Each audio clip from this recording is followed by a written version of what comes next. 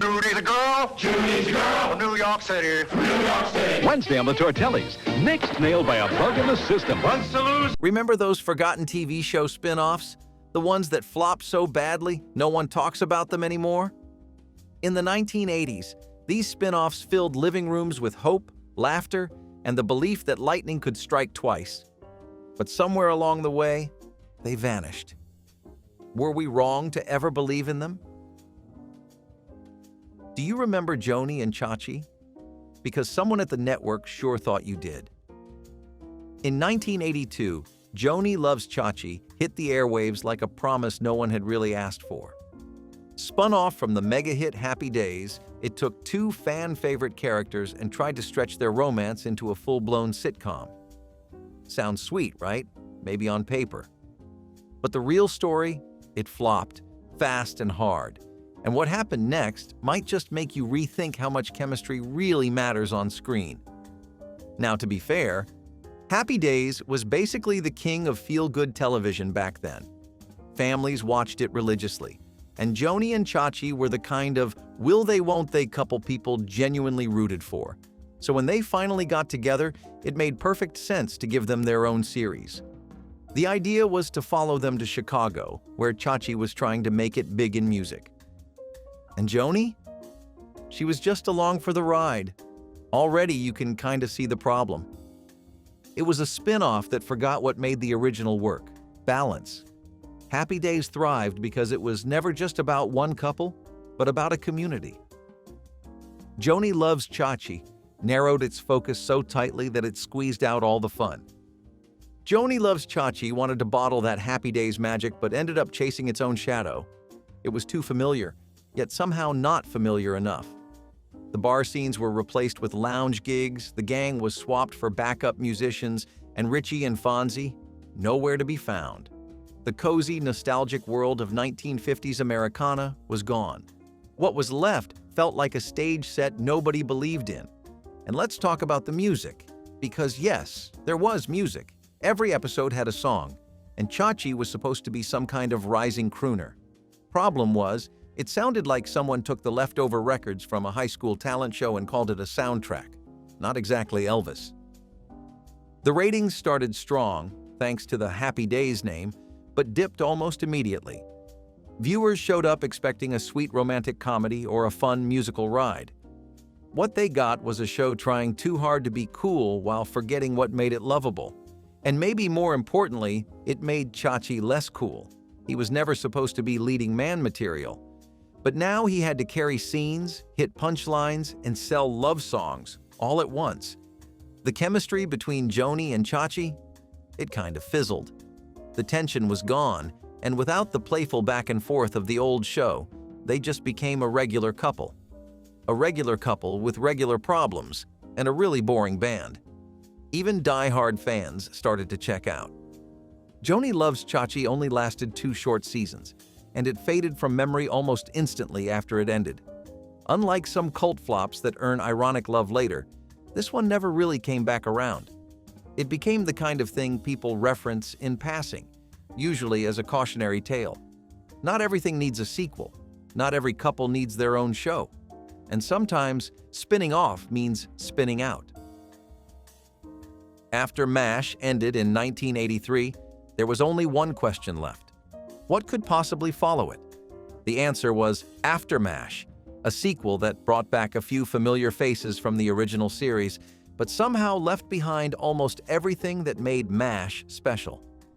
The war was over, the humor was different, the setting was new, and the result? It fell apart faster than anyone expected. The idea for AfterMASH was not entirely crazy. MASH had been one of the most beloved shows of all time. The finale alone was watched by over 100 million people, so of course the network wanted to keep the momentum going. In AfterMASH, Colonel Potter, Klinger, and Father Mulcahy return stateside and reunite at a veterans hospital in Missouri. It was supposed to be a thoughtful look at post-war life, and in theory, it could have been. But where MASH had war as a backdrop to explore human nature, AfterMASH had paperwork and waiting rooms. The tension, the chaos, the moral complexity, gone. What was left felt too calm, too safe, and far too slow. But something about it just did not land. The humor felt too forced, the pacing was off, and the writing struggled to find that perfect balance of comedy and heart that MASH had pulled off so well. Instead of feeling fresh, AfterMASH felt like watching someone try to do a magic trick without any of the props. Part of the issue was that it leaned too much into nostalgia without earning it. You could feel the writers wanting you to care as much as you did in Korea. But the stakes were lower now. There were no tents, no war, no choppers in the background. Instead, you got a slow-moving hospital and some meandering drama. It felt less like a continuation and more like a tribute act. Klinger, once the show's comic relief, was now a family man dealing with bureaucracy and small-town politics. Father Mulcahy's hearing loss became a central plot point, but the writing handled it more like a trivia fact than emotional weight. Colonel Potter? Still charming, but without the same spark. These characters had grown, but the show had not. The heart was still there, but it beat a little slower. The world around them had changed, and the show never figured out how to keep up. It was like looking at a painting that used to move you, now hanging under dim lights. The ratings were not terrible at first, but by the second season, the audience was gone. Critics were not kind either. Many said what viewers were already thinking. AfterMASH lacked the edge, the heart, and the bite of the original.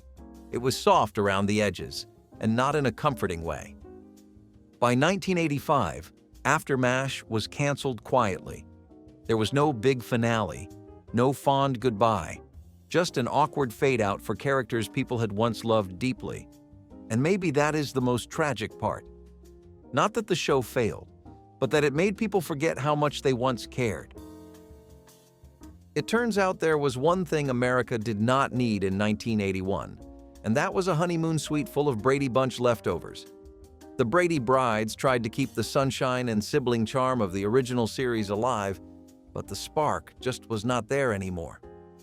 Instead of a heartwarming reunion, viewers got a weirdly cramped sitcom about two grown sisters who get married, move in together, and spend way too much time arguing over kitchen space. Sounds relatable in theory. In practice, it just made you wonder why anyone thought this needed to happen. The concept picked up right where the Brady Bunch left off, with Jan and Marcia Brady both getting married, on the same day no less. Their husbands were complete opposites, which was supposed to lead to sitcom gold.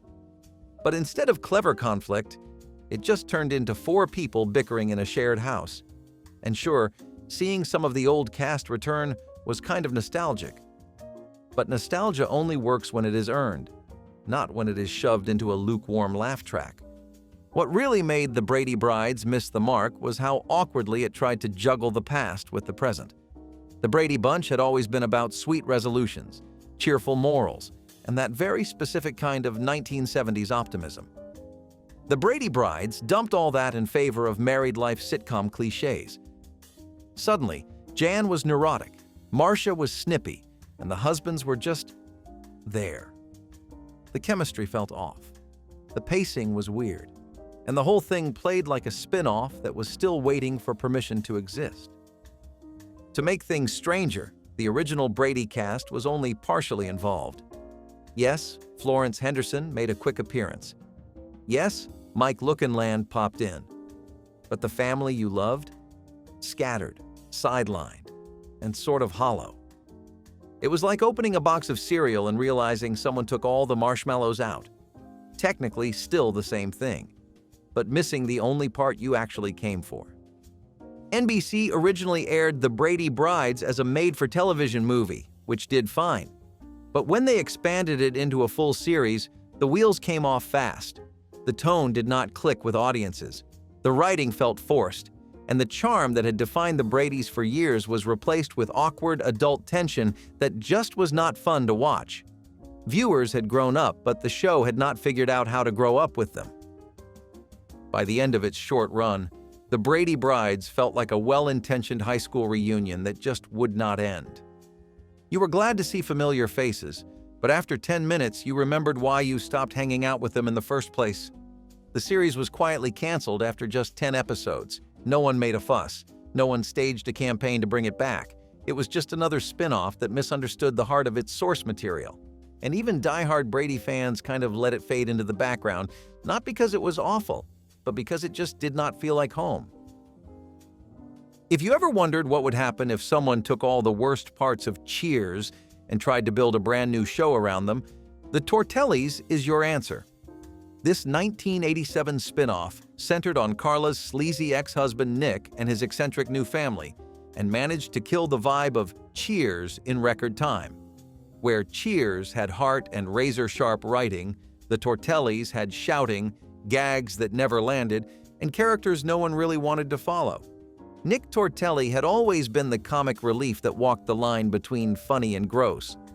On Cheers, you could take him in small doses. He would pop in, make a ridiculous comment, flash that too-wide grin, and then disappear. That worked.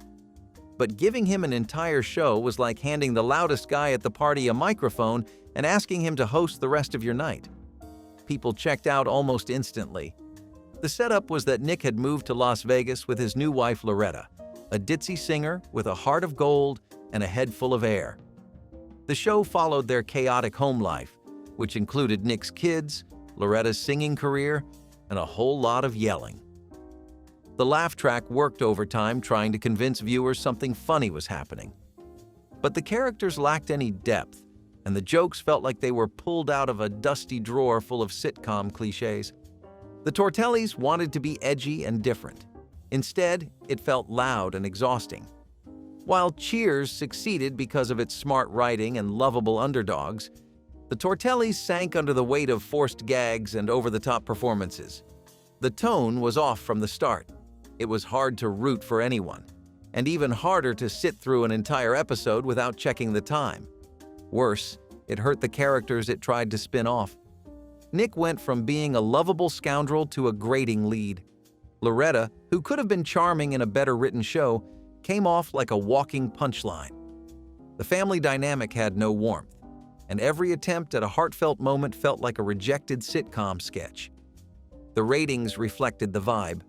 Viewers tuned in early out of curiosity. This was a Cheers spin-off after all. But the numbers plummeted almost immediately. By the end of the first season, NBC had seen enough. No second season, no revival, just a quiet burial under a mountain of better shows. Looking back, the Tortellis is rarely mentioned, except as a cautionary tale. A lesson in what happens when you take a side character and forget what made them work in the first place. Cheers gave us a bar where everybody knew your name. The Tortellis gave us a house full of people we would rather forget. Some shows just do not know when to say goodbye. Three's a Crowd was supposed to be the next chapter after Three's Company, a fresh start, a new premise, and maybe even a more mature direction for Jack Tripper. But what audiences got felt less like a bold new beginning and more like leftovers reheated in a microwave. The timing was off, the tone was weird, and the laughs were stuck somewhere in the past. When Three's Company ended in 1984, it did not go quietly. It had been one of ABC's biggest hits, a true television staple full of innuendo, misunderstandings, and sitcom charm. But by the final seasons, it was running out of gas. So instead of a clean ending, ABC rolled the dice on a continuation. Enter Three's a Crowd, where Jack moves in with his new girlfriend Vicky and opens a restaurant. Sounds like a logical evolution for the character until you realize it stripped away everything that made the original show work. Gone were Janet and Terry, gone was the slapstick roommate tension, and gone was the familiar dynamic that kept the original afloat. In their place, a relationship sitcom with awkward energy and a father-in-law character who seemed to exist only to disapprove loudly. The light, chaotic joy of Three's Company was replaced by something that tried to be more grounded but ended up just feeling heavy. The biggest issue? Jack Tripper without his roommates was just Jack. A goofy, lovable guy who suddenly had to shoulder every scene and carry real emotional weight.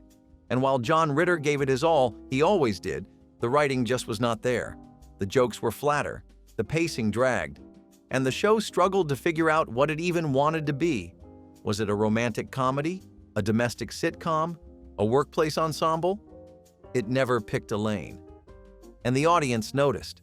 ratings dropped. Critics were lukewarm at best. Viewers who tuned in expecting the high jinks of Three's Company were met with something far more subdued, and not in a good way. It felt like your favorite party had ended, and now you were stuck watching the host clean up the mess with someone you barely knew. Three's a Crowd only lasted one season before ABC quietly pulled the plug. No major send-off, no teary goodbye, just a quiet cancellation for a show that tried to move forward but left its audience behind. It is not remembered as a disaster. It is remembered as something worse, forgettable. Sometimes a great character belongs in a great ensemble, and pulling them out is like taking frosting off the cake and expecting people to eat the crumbs. Three's a Crowd tried to reinvent Jack Tripper, but what it really did was show us how much he needed a crowd to shine. If you have ever heard the phrase, "kiss my grits," then you already know Flo. She was the tough, hilarious waitress from the show Alice, a scene stealer with big hair, bigger attitude, and one of the most quotable catchphrases in television history. So when CBS gave her a spin-off in 1980, expectations were high. But what followed was a brief and uneven ride that could not quite live up to the legend. The setup was simple. Flo leaves Phoenix and heads back home to Texas, where she impulsively buys a rundown roadhouse and tries to turn it into a profitable honky-tonk. It had potential, small-town antics, colorful side characters, and a chance for Florence Jean Castleberry to take center stage. But what worked in short bursts on Alice struggled to stretch into a full show. Flo was magnetic, but without the diner setting or her original crew to bounce off of, the spark was dulled. The tone also shifted hard. Alice had a blend of sweetness and sass, but Flo went heavier on the sass. Every episode felt a little louder, a little rowdier, and a little more chaotic. That could have been a fun change of pace, but the writing could not keep up. The jokes leaned too hard into stereotypes, and the charm that made Flo lovable in small doses started to wear thin when she was the sole focus. Then came the supporting cast. A handful of eccentric locals filled out the Roadhouse crew, including a snarky bartender and a slow-talking mechanic. But none of them really clicked. You could tell the show wanted to recreate the chemistry of Alice's diner, but it just was not there. Flo needed more than just walls and beer taps to build a world around her. Behind the scenes, there were problems too. Cast changes happened early on, and the tone of the show kept shifting from week to week. Was it a workplace comedy? A slice of life small-town tale? A character study of a Southern woman trying to make good? The show never quite figured it out, and neither did the audience. Flo actually started strong in the ratings. It even broke into the top 10 during its debut, but those numbers fell fast. Within a season, it was bouncing around the schedule and struggling to stay relevant. CBS gave it a second shot, but the decline was sharp, and by 1981, the network shut the doors on Flos Roadhouse for good. Looking back, Flo feels like a missed opportunity. The character was golden, the setup had potential, but the execution was clunky, uneven, and sometimes just plain tired. Flo deserved better. And maybe, just maybe, she belonged behind the counter at Mel's Diner all along.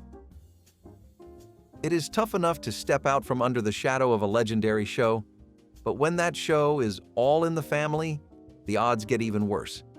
Gloria tried to take the bright-eyed daughter of Archie Bunker and give her a life of her own. The result? A well-meaning but awkward spin-off that felt like a half-finished thought, full of potential but missing the backbone that once made her shine. Gloria picked up after the events of Archie Bunker's Place, with Gloria now separated from her husband Mike and raising her son alone. She takes a job as a veterinary assistant in upstate New York, moving into a quiet new town to build a new life. And while the premise had heart, the delivery had none of the edge, insight, or boldness that made All in the Family so groundbreaking. It was as if the show had left its roots behind, and Gloria with it. Sally Struthers gave it her all. Her performance had warmth and honesty, but the writing could not decide what kind of show it wanted to be. Was it a story of a woman rebuilding her life? A quirky workplace comedy set in a vet's office? or just a traditional family sitcom with the edges sanded down? Gloria wobbled between all three, never committing to one direction long enough to find its voice. Part of the problem was timing. By 1982, audiences had started to shift away from the social commentary-heavy sitcoms of the 1970s. They wanted lighter, cleaner, flashier fare. Gloria tried to straddle both styles and ended up falling into a weird middle space. Not as smart as All in the Family, not as breezy as other new comedies of the time. Just there. The show also struggled to recreate any of the layered dynamics that had made the Bunker household so compelling. There was no Archie, no Edith, no Mike, just Gloria. And a bunch of new characters no one had any attachment to. The emotional weight was gone. So was the humor that cut deep. Gloria became a show where things happened, but none of it really mattered. Behind the scenes, it did not help that the production was messy. The pilot had been developed without Norman Lear's full involvement, and there was already tension about creative direction. Struthers had signed on hoping for depth. What she got instead was a watered-down sitcom with no real place to go. Gloria aired for just one season, and despite a few moments of promise, it could not find its audience. Critics shrugged, viewers tuned out, and CBS quietly pulled the plug. No one hated it, but no one missed it either. It became one of those shows that simply faded, filed under what could have been. Some spin-offs fail because they aimed too far from the original. Gloria failed because it stayed close in name only, without bringing any of the power or honesty that once made the Bunkers unforgettable. If you took a hit movie, stripped it of its stars, softened its edge, and stretched it across a network sitcom format, you would probably end up with something like Private Benjamin. Based on the 1980 film starring Goldie Hawn, the television version hit CBS in 1981 with high hopes and a whole lot of pressure. But turning a sharp satirical comedy about military life into a weekly primetime sitcom, that is easier said than done, and the cracks started showing almost immediately. The premise stayed the same. Judy Benjamin is a spoiled socialite who accidentally joins the army and has to learn how to survive. The setup was still ripe for comedy, but without Goldie Hawn's charisma, timing, and star power, it felt like a different show altogether. Lorna Patterson stepped into the lead role and did her best, but the spark just was not there. The magic of the original film got lost in translation. The show took the structure of a military comedy and turned it into something safer, flatter, and more formulaic. Gone was the biting commentary. Gone was the tension between Judy and her surroundings. What remained was a fish-out-of-water story that leaned too heavily on recycled jokes and sitcom tropes. The stakes were low, the characters were broad, and the writing played it far too safe for a story that was originally so bold. There were flashes of potential, especially when the show leaned into the absurdity of military routines clashing with Judy's posh instincts. But those moments were rare, and instead of challenging Judy's character or pushing her to grow, the series often reset her back to square one. Every episode felt like a rerun of the same setup. Judy messes up, the army frowns, Judy charms her way out. Rinse and repeat. The supporting cast had its moments. Eileen Brennan, who reprised her role as Captain Doreen Lewis, was the standout. She brought grit, fire, and a perfect deadpan delivery that hinted at what the show could have been. But even she could not carry the weight of a series that seemed to be afraid of its own voice. Behind the curtain, the show bounced between tonal shifts. Some episodes leaned more into slapstick. Others tried for heart. But none of it really stuck. The audience never fully connected, and for fans of the original film, the show felt like a watered-down souvenir of something they once loved. Private Benjamin lasted 2 seasons, barely. CBS kept it on life support, hoping it would find its groove. But the viewership dropped, and by 1983, the network called it quits. No finale, no resolution. Just another spin-off that faded faster than anyone expected. There is nothing wrong with trying to recapture the magic of a great movie, but Private Benjamin reminded everyone that not every story is built for syndication. and not every star can be replaced. By the time The Facts of Life Down Under aired in 1987, the girls from Eastland had already spent 8 seasons navigating life, friendship, and all the awkward growing pains in between. Viewers knew Blair, Joe, Natalie, and Tootie like old friends, so when NBC shipped them off to Australia for a 2-hour made-for-television movie, it was supposed to be a fun international adventure, something light, breezy, and different. But instead of giving the cast a fresh new setting to shine in, the trip down under turned into a muddled vacation special that most fans forgot the second it ended. The premise was classic television movie filler. The girls traveled to Sydney for a cultural exchange program. But what could have been a playful detour quickly unraveled into a string of half-baked subplots, one-dimensional side characters, and postcard scenery that did all the heavy lifting. The writing scattered the main cast into separate stories. Joe helps a sheep farmer, Blair meets a snobbish heir, Tootie gets involved in some mild espionage, and Natalie, well, she mostly just tags along. None of the arcs felt particularly inspired, and they barely connected to each other. It was like someone had thrown darts at a wall labeled TV movie plots and hoped they would somehow form a cohesive story.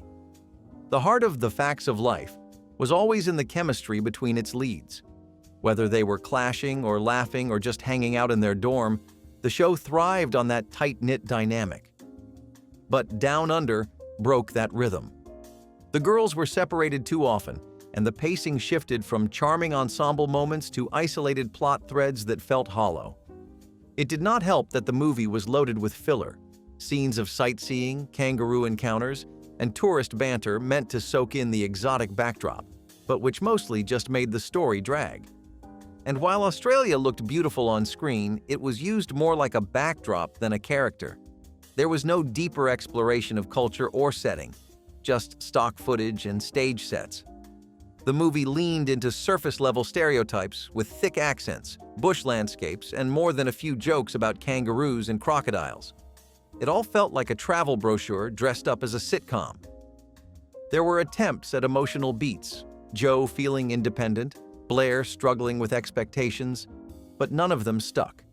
The stakes were low, the tension was non-existent, and the sentimental moments lacked the weight of a real episode because you knew nothing would carry over to the main series. The whole movie played like a soft detour, a budget-friendly vacation episode where everyone was just coasting along. NBC had made other Facts of Life specials before, and there was precedent for pulling off these types of excursions. But this one felt different. Tired, like it was trying to milk one more story out of a series that had already said most of what it had to say. Even longtime fans struggled to connect with it. You could feel the wheels spinning. You could feel the cast doing their best with what they had, but none of it added up to anything lasting. When it aired, The Facts of Life Down Under pulled decent ratings, enough to justify its existence, but not enough to be remembered. It did not stir controversy. It did not spark praise. It just came and went, like a forgotten souvenir from a trip you barely remember taking. For a show that once tackled serious issues with surprising grace, this movie felt like an overlong filler episode that overstayed its welcome. Sometimes a detour is just that, a break from the road that reminds you why the journey mattered in the first place. But Down Under never found a reason to exist beyond the plane tickets. And when the credits rolled, it was clear that some things are better left back at the dorm. "You're under arrest, sugar." That was the catchphrase that made America sit up and take notice, if only briefly. Get Christy Love was revolutionary in its time, featuring one of television's first black female leads in a crime drama. Teresa Graves starred as Christy Love, an undercover detective in a world that was still figuring out how to talk about race, power, and gender. She was smart, tough, stylish, and unforgettable. The show was based loosely on a made-for-television movie, which drew major buzz. ABC thought they had the next big hit on their hands, and for a moment, it seemed like they did. But then the cracks began to show. The scripts were formulaic, the action routine, and the production values limited. Christy Love was meant to be bold, but the stories rarely let her break out of tired cliches. Behind the scenes, Graves, who had converted to a religious faith, refused to participate in any scenes she felt were too violent or provocative. Creative clashes followed. The network struggled to find the right tone. Ratings dipped, and by the end of its first season, the show was gone. What should have been a trailblazer was reduced to a footnote. Still, Christy Love carved out a place in history. She opened a door that had been shut for too long, even if she did not get to walk all the way through it. Today, she is remembered more for what she represented than for the plots she solved. A symbol of potential unrealized, a legend born from a show that never had the chance to grow. Super Train was a show that promised the future and delivered a train wreck. Literally. Picture this, a massive nuclear-powered train that had everything from gyms to swimming pools to full-blown nightclubs, speeding across America like a landlocked spaceship. It was NBC's answer to the Love Boat, except instead of a cruise, you were on rails. And instead of smooth sailing, it was a multi-million-dollar gamble that crashed and burned faster than anyone expected. The production budget was astronomical for its time, higher than anything else on television in 1979. They even built a giant set and miniature models for the train itself. But viewers, they just didn't show up. The stories on board were supposed to be romantic and dramatic and weekly anthologies, but the scripts were flat and the characters forgettable. It aired on Sunday nights, and NBC had high hopes that it would become the next big thing. Instead, Super Train became the poster child for overambition. Critics tore it apart, and within a few months, it was gone. Still, for a show that failed so spectacularly, it left behind something rare. Footage that looks like retrofuturism exploded all over your screen. It's wild, lavish sets, bright lights, an entire casino inside a train. You cannot look away. It's hard not to respect just how bold it was, even if it collapsed under its own weight. Super Train was flashy, short-lived, and unforgettable for all the wrong, and maybe just a few right, reasons. There was something strange and beautiful about this show, like a bedtime story wrapped in a sitcom. Nanny and the Professor was about a mysterious English nanny named Phoebe Figalili, who arrived out of nowhere to care for the chaotic household of Professor Everett and his 3 kids. She had an air of magic about her, never overt, never explained, but always understood. This was not a flashy show.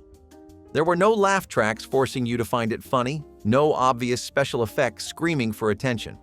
Instead, it asked you to believe, to trust that sometimes the people who save us do not come with explanations. They just show up quietly, like Nanny did, and make life a little better without asking for anything in return. There were whispers that she was psychic. Some thought she was a witch, but it never mattered. What mattered was that she taught 3 kids and a tired, widowed professor how to feel joy again. And for a brief moment in television history, that kind of emotional rescue was enough. When the show ended after just 2 seasons, it left behind a strange sense of unresolved wonder. We never found out who Nanny really was. Maybe that was the point. Some people are not meant to stay. They just pass through when you need them most. Like a childhood memory you can almost remember, but not quite. The idea was magic. A group of travelers, scientists, teens, mystics, find themselves trapped in a mysterious dimension where time and reality break down. They search for a way home, journeying through a series of strange lands, each with its own rules, cultures, and dangers. That was The Fantastic Journey. A mix of science fiction and fantasy, it was a show that promised discovery, imagination, and adventure. But what it delivered was something far more chaotic. Despite an ambitious premise, the show was never given the time or budget it needed to build its world. Sets looked recycled. The effects were underwhelming.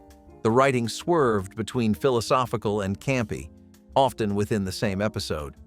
One week they were battling telepathic overlords, the next week they were navigating a land of forgotten civilizations. It felt like 3 different shows fighting for control. Characters were introduced and dropped. Storylines never paid off. Even the lead actor was changed mid-season. NBC had hoped for a ratings hit, but the show struggled to build a consistent audience. Viewers were intrigued but also confused. What was the journey, really? Where were they going? And why did it feel like the writers were just as lost as the characters? After only 10 episodes, the fantastic journey was canceled. But in those few hours, it captured something unique, a wild, unpolished attempt to blend science fiction with mythology and metaphysics. It did not succeed, but it did not completely fail either. For some, it still lingers as a vivid memory of what television used to try before it learned to play things safe. A weird, winding path through television's stranger corners. The Colgate Comedy Hour was not just another variety show, it was an event. Airing live from 1950 to 1955, it brought the electric chaos of the stage directly into the homes of millions. Hosted by a rotating cast of comedy legends like Dean Martin and Jerry Lewis, Eddie Cantor, and Abbott and Costello, the show captured a kind of energy that no scripted sitcom ever could. It was unpredictable, unpolished, and wildly entertaining. Every week was a gamble, a new experiment in whether or not the comedians could top their last performance. And more often than not, they did. It was a golden age of television in the raw, where mistakes happened on air and the audience loved it more for that. You felt the tension in every live performance. Anything could go wrong, and sometimes it did. But that chaos made it human, alive, and impossible to turn away from. It was the only place where you could see slapstick, song, and celebrity all within the same breath. And at its best, it felt like the whole country was in on the joke at the same time. The competition with The Ed Sullivan Show was fierce, and at times it looked like Colgate might actually win. But time plays favorites, and while Ed Sullivan became immortal, Colgate Comedy Hour became something else, a memory. It disappeared almost as suddenly as it had arrived, leaving only clips and scattered references behind. Yet for those who watched it, those Sunday nights were unforgettable. You did not just laugh. You roared. You shouted across the room. You felt alive. It was theater, comedy, and chaos wrapped into 1 hour of brilliance. Some shows are just too weird and wonderful to survive. The Adventures of Brisco County Jr. was one of them. Imagine a show that mixed cowboy shootouts with futuristic science fiction, where a Harvard-educated bounty hunter rode horseback through the Wild West chasing outlaws and ancient alien technology. It should not have worked, but somehow it did. Bruce Campbell's Brisco was charming, sharp, and oddly philosophical for a man in spurs. The tone was part Western, part comic book, and part pulp serial, and all heart. It winked at the camera, but never lost its soul.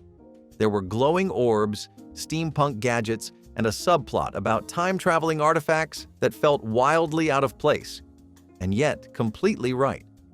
It was not just about justice. It was about belief. Belief in progress, in legacy, in the idea that even the Wild West had a future worth dreaming of. But television did not know what to do with it. The ratings were decent. The fan base was devoted, but it was too different, too out there. After one season, it was gone. One of the most original shows of the 1990s disappeared into the void while the world chose safer stories. Now, it lives on in whispers, on fan forums, in dusty DVD collections, in the memories of those who knew television had stumbled upon something special and let it slip away. Brisco County was ahead of its time. Maybe that was the problem. Or maybe the real adventure was just getting to see it at all. What starts as a romantic gesture ends up as one of the strangest sitcoms ever aired on American television. The Ugliest Girl in Town followed an American man who, in a desperate attempt to stay close to a British woman he loved, disguised himself as a female fashion model and found unexpected success in London. That is the premise. And yes, it really aired in prime time. The show leaned heavily into slapstick humor and gender-bending gags that were already outdated before the first episode premiered. Audiences were confused. Critics were baffled. The series tried to be progressive, maybe even charming, but it landed squarely in the uncanny valley of cringe. The makeup and wigs were absurd, the character motivations paper-thin, and the tone all over the place. It neither respected nor understood the complexities of the themes it was playing with. And yet, ABC gave it 17 episodes, each one a surreal journey into a world where a man in a dress could somehow pass for a top model without anyone catching on. Viewers did not buy it. The laughs were forced, the cultural pushback quiet but firm. It was not offensive in the way some shows are, it was just tone-deaf, oddly cheerful about a premise that probably should have stayed a sketch instead of a series.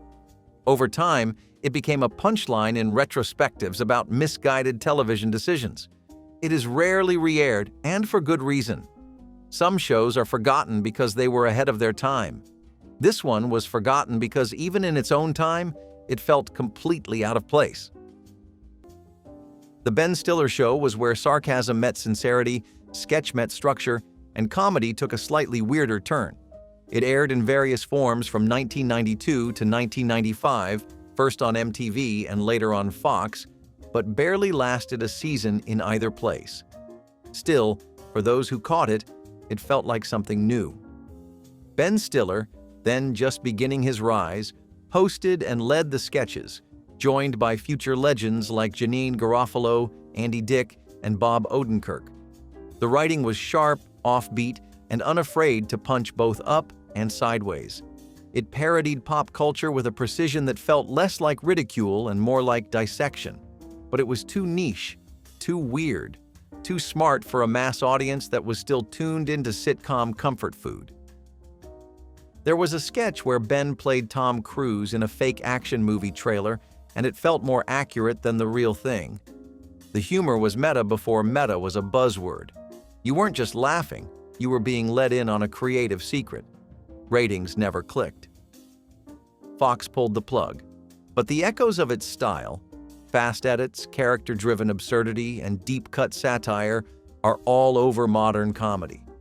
In many ways, it was a blueprint, a test run for what would become the tone of shows like Mr. Show, The Office, or even sketch segments on late night. The Ben Stiller Show proved that comedy could be thoughtful without being preachy, and even though it was gone in a flash, it left behind a creative footprint that never really faded. Before inclusion became a buzzword, Hang Time quietly lived it.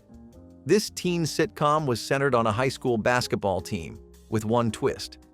One of the star players, Julie Connor, was a girl, and the series never treated that as a gimmick.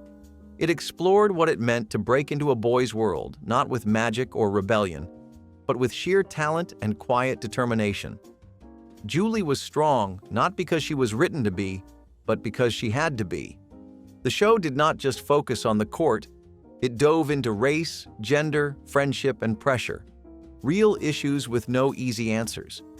It did so with warmth, humor, and sincerity, never talking down to its young audience. Coach Katowinski, the wise mentor figure, often acted as the voice of reason, but never the voice of perfection. Hang Time did not push boundaries, it lived within them, and still showed us how to stretch them from the inside. Its impact was subtle, but deeply felt by viewers who saw themselves in characters finally playing for more than just a win. The teens stumbled, they failed, they fought, and through it all, the team came first. The bond that formed on the hardwood felt genuine, earned, and familiar to anyone who ever played a sport or tried to find their place. Hang Time ran for 6 seasons, but somehow it still slipped through the cracks of nostalgia. Maybe because it never screamed for attention. It just showed up, week after week, doing what great shows do, telling stories that made people feel seen. It was never just about basketball. It was about believing that the game, like life, had room for everyone. You would think that turning one of the most successful comedies of all time into a television show would be a sure thing. But Delta House proved just how quickly lightning can escape the bottle. Based on the hit movie Animal House, this series tried to translate the chaos, raunch, and rebellion of the big screen into a weekly sitcom, only now under the watchful eye of network censors. And it showed. Gone were the wild parties, the edge, and the sense of danger. What remained was a watered-down echo of what once made people howl with laughter. Some of the original cast returned, including John Vernon as the uptight Dean Wormer, but without John Belushi's magnetic presence, the show felt like a tribute act. The humor was neutered. The stories went nowhere. ABC hoped that the mere association with the movie would be enough to draw in fans, but those fans were not fooled. This was not the Animal House they remembered. Ratings started strong but fell quickly. The characters, once riotous and wild, now felt flat and safe. Within 13 episodes, the show was off the air. Critics called it forgettable. Even the network seemed eager to move on. Delta House became another example of how television sometimes strangles the very spirit it hopes to bottle. You cannot fake irreverence, and you definitely cannot sanitize rebellion. Today, it is a curiosity, remembered mostly by die-hard fans and trivia buffs, a show that tried to cash in on chaos and wound up lost in the quiet.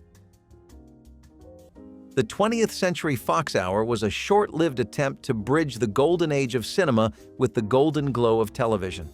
Running from 1955 to 1957, it was an anthology series that adapted well-known films and original stories into hour-long television dramas.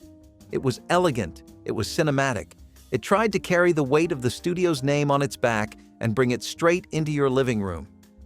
Each episode had a familiar polish to it, like watching a condensed movie but with all the grandeur still intact.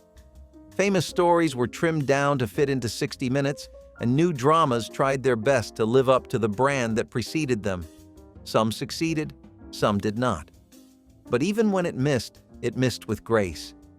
The lighting, the music, the framing, it all felt like a miniature film festival delivered to your living room. You did not watch it to laugh or relax, you watched it to watch. It reminded people that television could be art, not just noise. But every Sunday, viewers knew they were getting something a little more refined, a little more serious.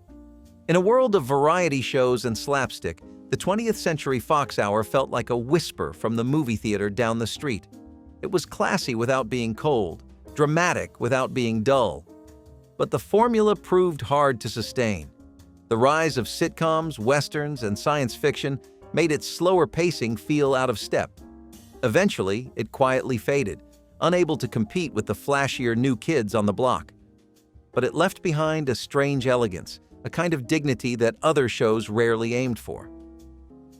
Some shows lasted long enough to become legends. Salute Your Shorts only needed one season. Set in Camp Anawanna, this scrappy little series captured the chaos, laughter, and bittersweet awkwardness of summer camp better than anything before or since. It was loud, it was messy, it was perfect. Every episode was a snapshot of friendship forged in bug spray and bad cafeteria food. You had Donkey Lips, the lovable underdog; Budnick, the rule-breaking prankster with a hidden soft side; Dina, Sponge. They were not polished or pretty. They were real. Kids who wore mismatched socks, fought over bunk beds, and stayed up too late daring each other to sneak into the woods. But what made Salute Your Shorts stick was its honesty. It understood that camp is more than canoe races and ghost stories. It is where kids first learn how to be away from home, how to find your place, how to fall in and out of crushes and feel like the world is ending over a lost flashlight. It was funny, yes, but also deeply nostalgic. Even as it aired, it felt like something already gone. Maybe that is why it ended so quickly. It burned too bright. Networks wanted polish. What they got was heart. Now it survives in memory, in campfire smoke and the sound of a distant whistle, in the way the theme song still gets stuck in your head out of nowhere. For those who remember, Salute Your Shorts was more than just a show. It was a summer that never really ended. He could vanish with the push of a button.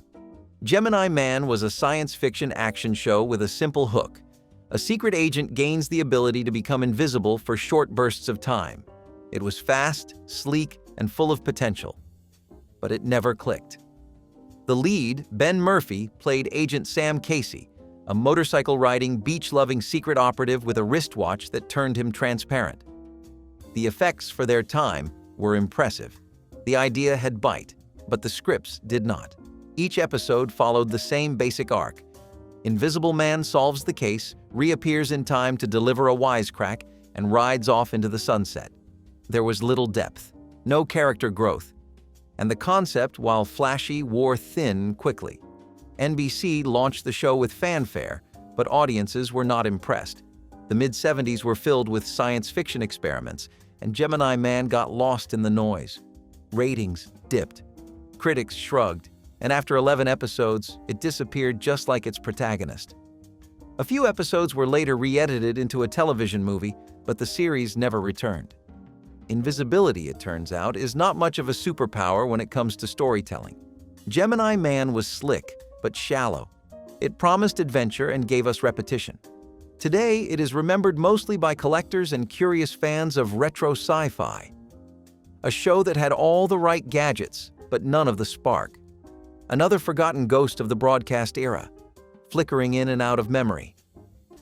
The Chevy Mystery Show aired in the summer of 1960, when the days were long and television felt like a friend you checked in with every night before bed.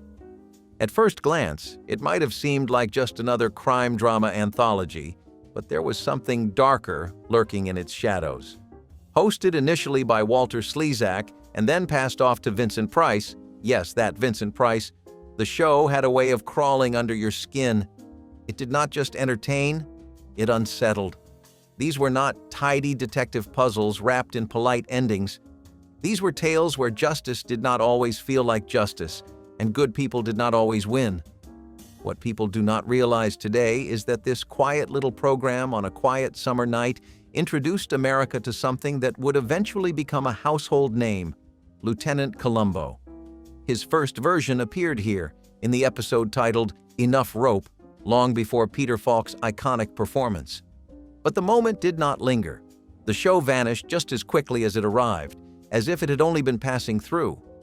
It was the kind of show your parents vaguely remember, if they remember it at all. But its fingerprints are still all over the crime dramas we watch today, hidden, uncredited, and nearly forgotten. In a sea of over-the-top teen dramas and goofy comedies, the mystery files of Shelby Woo stood out by being both grounded and bold. Shelby Woo was not a pop star or a secret princess. She was just a smart, curious teenager with a badge-shaped dream and a knack for uncovering the truth. Set in a sleepy Florida town, the show followed Shelby as she interned at the local police department while juggling school, friendships, and all the usual teenage trials. But Shelby's world was not just locker notes and after-school crushes. It was suspects, clues, and dead ends. She was relentless, observant, brave, and most importantly, she listened. It was not just about solving mysteries. It was about learning who you are when no one else sees you clearly. Shelby's quiet tenacity made her a role model for kids who felt underestimated, unseen, or overlooked. Where other shows gave us caricatures of teens, Shelby Woo gave us someone who felt real. Not perfect, not invincible, just determined. The show had a quiet confidence to it. It did not rely on special effects or trendy lingo. It let the stories carry the weight. It gave kids the benefit of the doubt that they could handle mystery, complexity, and moral ambiguity, that maybe they wanted more than just punchlines. Shelby broke the mold not by being loud, but by being thoughtful. She was proof that curiosity could be cool, that asking questions could be power. The series slowly faded from the spotlight as flashier content took over, but it left behind something rare, a girl detective who did not need to be superhuman to be unforgettable. It had the setting, it had the potential, it even made history. The Corner Bar was a sitcom set in a modest New York watering hole, a familiar formula with a twist. It featured one of the first recurring gay characters on American television. Peter Panama, played by Vincent Schiavelli, was quietly groundbreaking.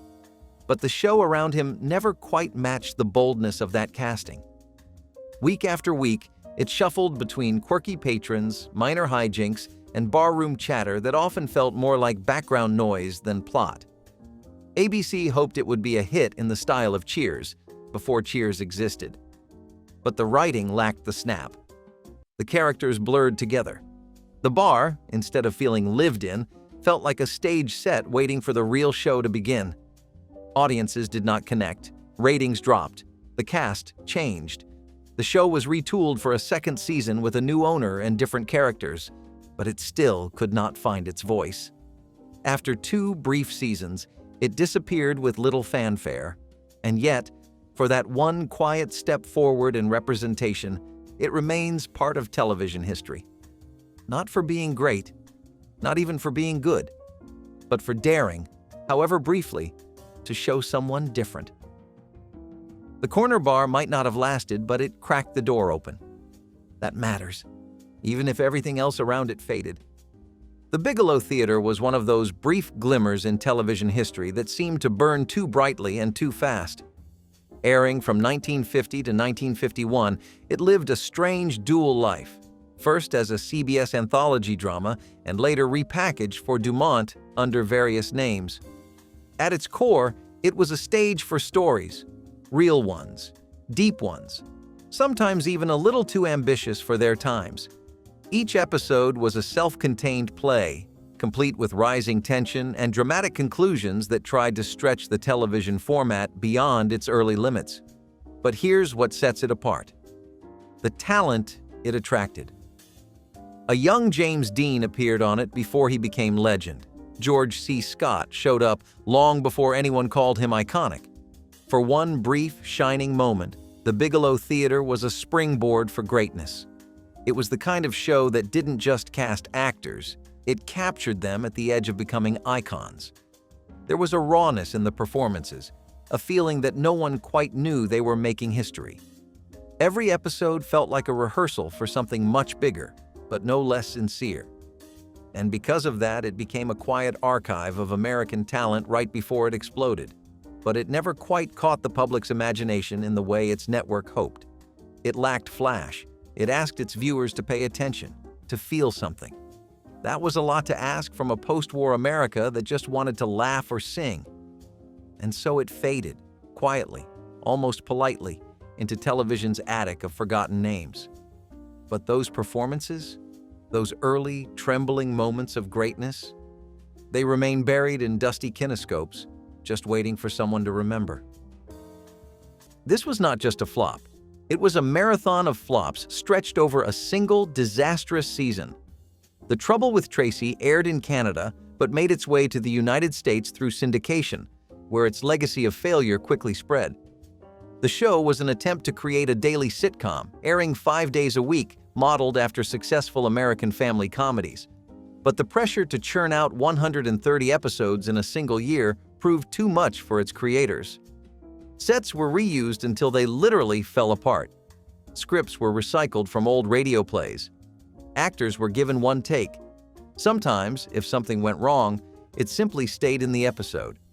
Scenes with boom mics in frame, flubbed lines, dead silence where laughter should have been. It became less of a show and more of an endurance test, and yet people watched. Some because it was the only thing on, others out of sheer fascination. The show had a strange, chaotic charm, like watching live theater while the stage crumbles underfoot. Critics called it the worst sitcom ever made. Viewers did not necessarily disagree. But something about Tracy, her over-the-top optimism, the show's desperate energy, made it linger in memory. It is studied now not for its success, but for its sheer audacity. A reminder that television is sometimes powered more by deadlines than inspiration. And when that happens, you get a show that feels like it is held together with tape and panic. The Trouble with Tracy was a mess, but it was a glorious, relentless mess, the kind you cannot look away from. This show was weird, beautifully, unapologetically weird. The Adventures of Pete and Pete followed 2 red-headed brothers, both named Pete, through a suburban world that never quite behaved like it was supposed to. Their town had superheroes, personal nemeses, dancing tattooed moms, and ice cream men who waged psychological warfare. It was childhood stretched into surrealism. Every story felt like it came from a dream you almost forgot, but remembered just enough to know it meant something. There were bike rides that felt like quests, songs that seemed to change time, and friendships that dug deep into the soul. Little Pete was defiant and wild, a spark of rebellion. Big Pete was thoughtful and unsure, trying to figure out who he was becoming. Together, they made sense of a world that never did. The show never explained itself. That was its brilliance. It did not try to teach you a lesson, it just let you feel. Joy, confusion, sorrow, wonder. It trusted that you could handle that. And somehow, you always could. Pete and Pete vanished not because it failed, but because it did not fit the mold. Too poetic to be a kid's show, too silly to be called art. So it slipped between the cracks, like many beautiful things do. But if you ever saw an episode, really saw it, then you know it still lives somewhere deep inside your memory, right next to that weird summer day that felt like it meant more than it should have. Aliens in the Family was one of those shows that made you do a double take. Part puppet show, part live-action sitcom, it was a science fiction oddity that aired on ABC in 1996. It followed a blended family, half human, half alien, trying to live together under one roof. Think the Brady Bunch meets the Muppets, with a dash of outer space weirdness. It was colorful, chaotic, and completely offbeat, and audiences had no idea what to do with it. Children were confused, parents were indifferent, critics were baffled. The puppet characters, created by Jim Henson's Creature Shop, were impressive, but the tone of the show constantly bounced between wacky and heartfelt, never quite landing on either. One moment, you had alien dad jokes and slapstick burps, and the next, you had tearful lessons about acceptance and identity. It didn't just blur tones, it erased the lines completely. In doing so, it gave some kids their first glimpse of what it meant to feel different and still be loved. The jokes often missed. The emotional moments felt too strange to sink in. But under all the eccentricity was something unique, an attempt to talk about blended families, about difference and acceptance, through the lens of weird intergalactic humor. It was bold. Too bold, maybe. Only a handful of episodes aired before it was quietly pulled from the schedule.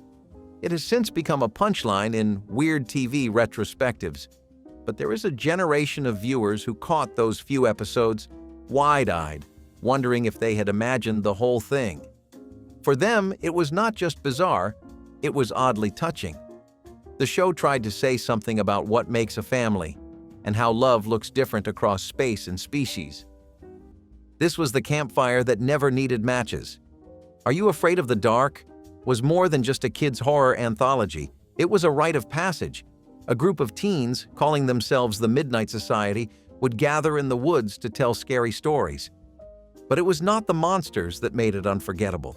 It was the mood, the hush that fell when someone tossed powder into the fire. The quiet intensity of those young faces as they leaned in. The way fear bonded them. Each episode was different. Ghosts, curses, supernatural oddities. Sometimes spooky, sometimes tragic, sometimes weirdly beautiful. But no matter the tale, there was always an emotional core. Loneliness, jealousy, guilt, love. The real ghosts hiding behind the fiction. The show gave kids permission to be afraid and taught them how to carry that fear with courage. Even in darkness, it said, we can find connection, empathy, and the power of shared stories. The show never pandered. It trusted its audience to handle fear and to learn from it.